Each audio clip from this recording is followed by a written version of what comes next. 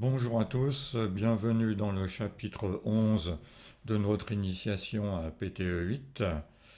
Au cours des 10 premiers chapitres, nous avons vu beaucoup de choses. Vous savez quasiment tout faire maintenant. Vous savez monter une bande image, vous savez monter une bande son, vous savez gérer des objets simples, des objets complexes. Je vous ai donné un certain nombre d'astuces, de méthodes de travail. Donc maintenant, dans ce chapitre, nous allons aborder la finalisation de notre projet, de notre montage, pour en arriver au format de diffusion. Il est bien évident que vous n'allez pas demander à chacun de vos spectateurs d'acheter PTE pour pouvoir visualiser votre travail. Il va donc falloir convertir notre fichier de conception en un fichier auto-exécutable dans un format reconnu par tous les ordinateurs, PC ou Mac. Avant d'en arriver là, je voudrais aborder avec vous quelques techniques qui vont faciliter votre travail pendant la phase de conception, notamment des outils qui permettent d'intervenir sur le déroulement du montage. Des options qui permettent de contrôler le montage pendant son déroulement. Alors il y en a plusieurs qui sont répartis dans plusieurs fonctionnalités. Je ne vais pas tout développer, certaines ne sont pas intéressantes pour le diaporama créatif, hein, parce que je vous rappelle que je me suis positionné dans une initiation à PTE 8 qui concerne le diaporama créatif. Il se trouve que le diaporama créatif utilise quand même la majorité, si ce n'est pas toutes, les fonctionnalités de PTE.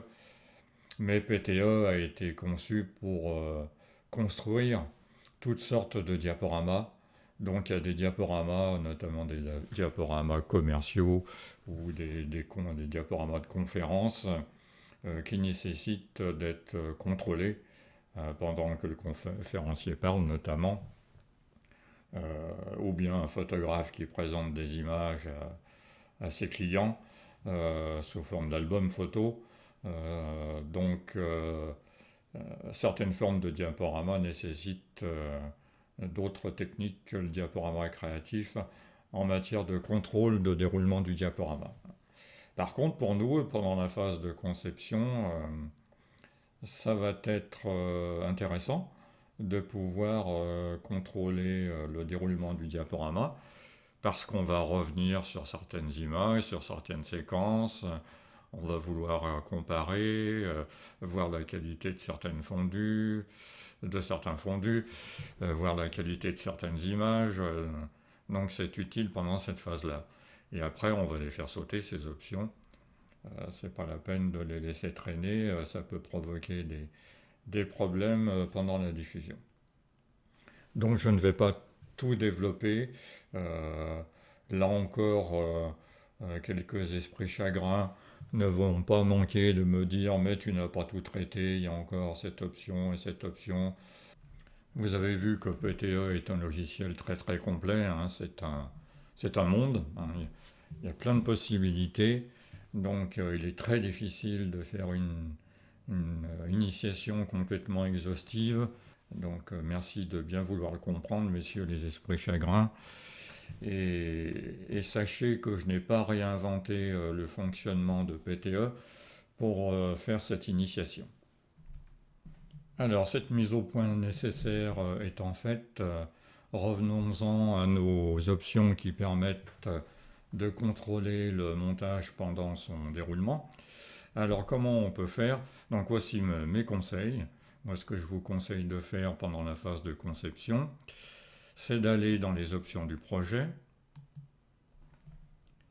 et puis dans l'onglet Contrôle. Vous voyez qu'on a développé déjà un certain nombre d'onglets de ces options du projet, mais pas l'onglet Contrôle, donc on y arrive.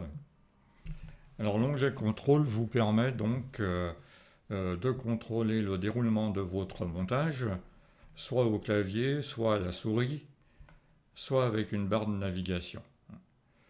Moi, je vous conseille de le faire au clavier. On va pas tout dérouler, hein. Bon, à la souris, c'est suffisamment parlant. Par contre, le clavier, ça l'est moins parce il y a deux options, mais qui font la même chose en fait, mais différemment. Alors, si je coche la première option, qui permet le passage à la vue suivante par la barre d'espace ou la flèche droite, on va voir ce que ça donne. Je valide cette option, d'accord. Et je vais lancer mon montage en mode prévisualisation, hein. Il faut savoir que vous avez accès à tout moment à une visualisation en mode réel de votre montage. Donc je clique dessus, je vais baisser un peu le son pour que vous m'entendez encore parler pendant le déroulement du montage. Voilà, donc le montage commence. Et là, c'est la première vue. Donc il s'arrête en fait entre chaque vue. Et si je veux aller sur la vue suivante, il faut que j'appuie sur la flèche droite de mon clavier. C'est ce que je viens de faire. Voici la vue suivante. Tac, ça s'arrête. Alors soit je reviens à la vue précédente en appuyant sur la flèche gauche. Et ça ne marche pas. Donc c'est que la flèche droite. Alors ça, il faut le savoir, hein. Vous voyez, je découvre en même temps que vous, en direct. Ce n'est que la flèche droite qui est active et qui vous permet d'aller à la vue suivante. D'accord. Voilà. Et puis la barre d'espace aussi a la même fonctionnalité, hein. Donc flèche droite ou barre d'espace pour aller à la vue suivante. Bon, ça, cette option, je la trouve pas très intéressante, donc je vais sortir de mon montage. Vous avez vu que on ne peut pas revenir sur la vue précédente. Je pense que la deuxième option, pour ma part, est beaucoup plus intéressante. C'est-à-dire qu'on va contrôler le passage du montage au clavier. Là, ça veut dire quoi? Ça veut dire que la touche flèche droite va vous permettre d'avancer d'une vue. La touche flèche gauche va vous permettre de reculer d'une vue. Et la barre d'espace va vous permettre soit de vous mettre en mode pause, soit de relancer la lecture de votre montage. Je vous le montre. C'est toujours plus simple en montrant. Je lance le montage. Voilà, c'est parti, hein, ça commence sur une vue noire. Voilà, là on passe à la vue suivante sans aucune intervention du concepteur. Et si j'ai envie d'arrêter le montage, j'appuie sur la barre d'espace. Voilà, là on est en mode pause. Et puis là, je peux aussi avancer d'une ou plusieurs vues avec la flèche droite, voyez, ou bien reculer d'une ou plusieurs vues avec la flèche gauche. Je rappuie sur la barre d'espace, ça redémarre. Voilà, j'entends Robert qui parle. Et là, pendant le déroulement, je peux aussi aller avancer d'une ou plusieurs vues, ou bien reculer d'une ou plusieurs vues. Voilà, j'arrête le montage, que vous connaissez bien maintenant. Voilà, donc ça vous permet de contrôler votre montage d'une manière intéressante au clavier. Par contre, je reviens sur les options du projet. Une fois que votre montage est finalisé, avant de générer le fichier exécutable, n'oubliez pas de décocher cette case, hein, parce que vous allez donner votre montage sur Internet ou bien dans des galas et des festivals. Et là, si l'utilisateur s'amuse avec son clavier, ça va lui faire bizarre, hein. Donc n'oubliez pas de désactiver ces cases à cocher.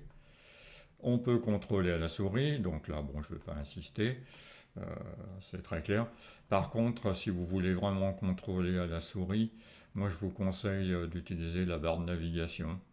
Donc on peut afficher une barre de navigation en cliquant sur cette case à cocher et on peut la personnaliser. Voilà, donc par défaut, c'est pas tout à fait celle-ci. Par défaut, vous avez la barre de navigation d'un lecteur vidéo, un traditionnel. Vous pouvez ne pas afficher vue précédente, ne pas afficher le bouton vue suivante et ne pas afficher le bouton quitter. Donc ça n'a pas beaucoup d'intérêt, vous allez me dire, effectivement. Donc en général, on affiche ces boutons. Et puis donc vous aurez cette barre de navigation en dessous de votre écran de diffusion qui vous permettra avec la souris donc de mettre en pause, d'aller sur la vue suivante, de revenir sur la vue précédente. Donc un petit peu ce qu'on a fait au clavier, mais à travers cette barre de navigation. Et puis cette barre de navigation, vous pouvez dire tu la masques automatiquement au bout de 3 secondes. Donc ça permet de regarder tranquillement une séquence sans avoir cette barre. Et puis si vous voulez à nouveau l'utiliser, il suffit de repositionner votre souris. Elle va réapparaître avec un fondu en ouverture. Il y a un fondu en fermeture. Bon, ça c'est du fignolage. On peut s'en passer. Bon. Vous pouvez définir la taille. Donc l'échelle de cette barre de navigation, avec un curseur, vous voyez, plus ou moins. Bon, la faites pas trop grosse, ça c'est un petit peu du gadget également. La faites pas trop grosse parce que c'est pas la peine qu'elle envahisse tout l'écran.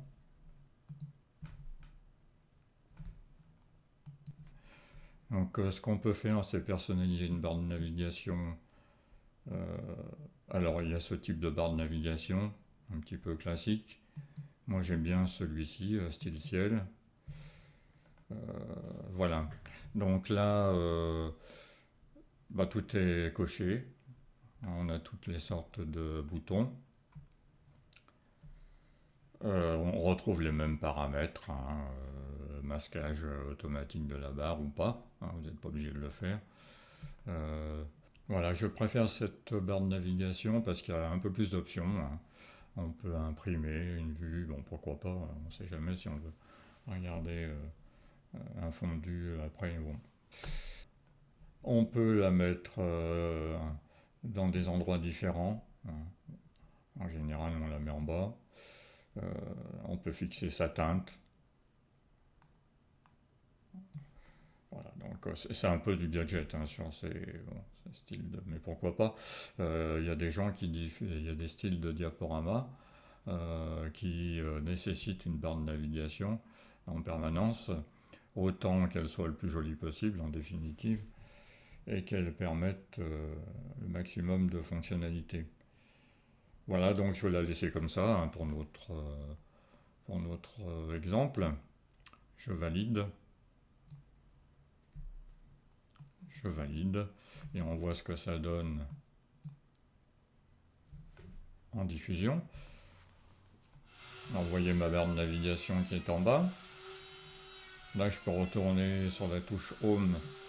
Je retourne au début du montage.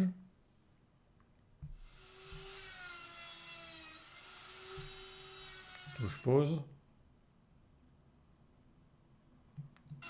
Je redémarre. Je peux imprimer une image si j'en ai envie.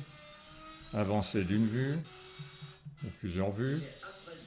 Reculer d'une ou plusieurs vues. Avoir un fichier d'aide, ça c'est peut-être pour des cas bien précis. Et puis arrêter le montage. Vous voyez, si j'enlève la souris, la barre de navigation disparaît après 3 secondes. Puis là j'ai envie de faire quelque chose. Donc je repositionne le pointeur sur l'écran et la barre réapparaît. Voilà. On va arrêter.